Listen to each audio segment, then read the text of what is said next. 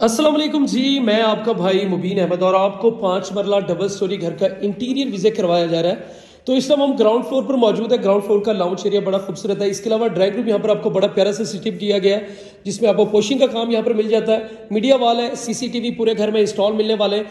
और ये ground floor पर आपको जो है एक मास्टर साइज का बेडरूम, जिसमें बेड आपको ऑलरेडी इंस्टॉल मिलते हैं। सामने पोशिंग का काम किया गया है और ये खूबसूरत तरीन वाशरूम इस घर में तैयार किए गए और 3 सेक्शन में फुल IT वार्डरोब यहाँ पर, जिनका कैबिन क्वालिटी आपको जो है बड़ी बेस्ट इंशाल्लाह मिलने वाली है।